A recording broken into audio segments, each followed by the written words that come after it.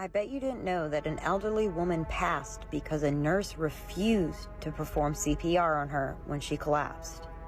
And it was all caught on a 911 call. This took place in Bakersfield, California, in March of 2013 at Glenwood's Gardens retirement home. Lorraine Bayless was in the dining room when she suddenly collapsed and was barely breathing. A nurse on staff called 911. You can hear the dispatcher instruct her on how to perform CPR. But the nurse flat out refuses. She says there is a no CPR policy at the retirement home. So the dispatcher frantically asks her, is there anyone on hand who can perform CPR? And the nurse says, not at this time. She sounded so nonchalant. You can hear the dispatcher grow more and more desperate, begging for the nurse to find anyone who can perform CPR. She said even the gardener, a bystander on the street, finds somebody to perform CPR on this woman. And the nurse refused. The dispatcher told her that they wouldn't make it to her in time. She was not breathing enough and they needed to start CPR immediately.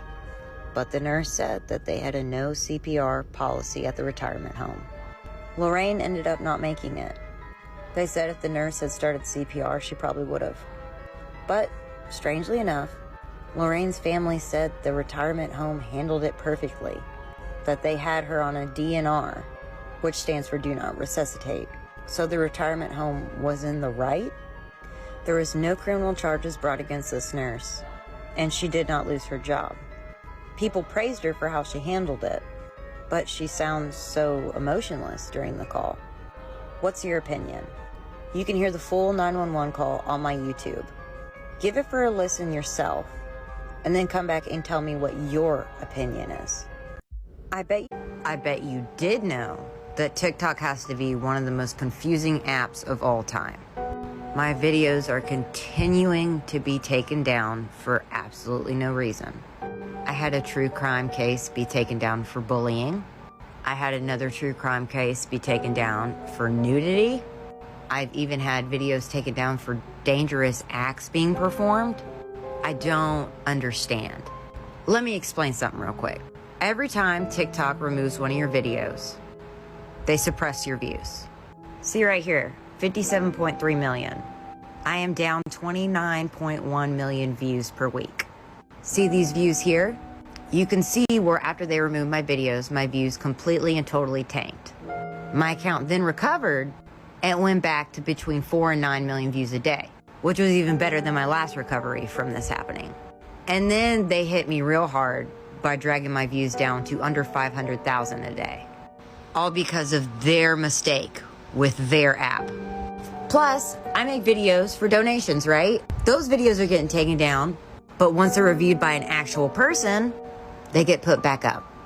But I still take hits to my account, and then a video that someone literally paid me to do is suppressed, and that's not fair. I just don't understand.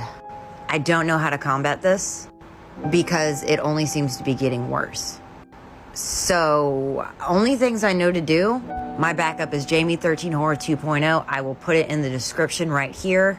You can follow me on my YouTube, which I'm going to be flashing right here. And while we're on it, go follow me on Twitter, just because I want to talk with you guys. I don't know, it sucks. I have reached out to TikTok over and over and over again, and they'll put my video back up, but my whole account gets suppressed. How can I have almost 1 million followers and they aren't even pushing my videos to the people who choose to follow me? That blows my mind. So not only dealing with the whole situation of losing Taijo, TikTok making it way harder to actually put content out that gets traction makes me just, I don't know. That's why I've gone down to 2 videos a day. It's going to be 3 with this one, but usually it's just going to be 2. I like to making it way harder to actually put content out that gets traction makes me just, I don't know. That's why I've gone down to 2 videos a day. It's going to be 3 with this one, but usually it's just going to be 2. I like to try to be transparent with y'all. I don't like smoke and mirrors or whatever. I'm a real person, and so are y'all. So I figured the best people to talk to about it is y'all. I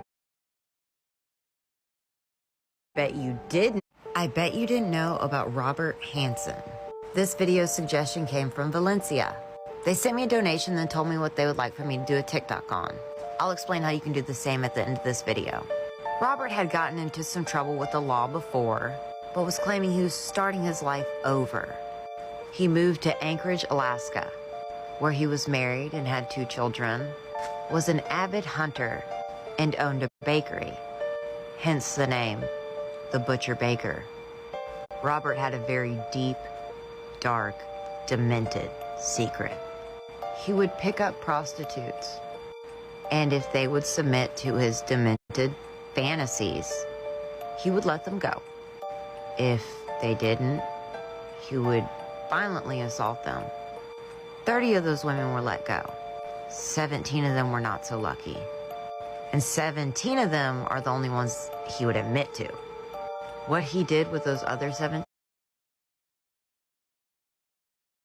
women, he would take a captive woman out to the wilderness, strip her of her clothing, and tell her to run. He would wait, then begin tracking her like you would while hunting an animal.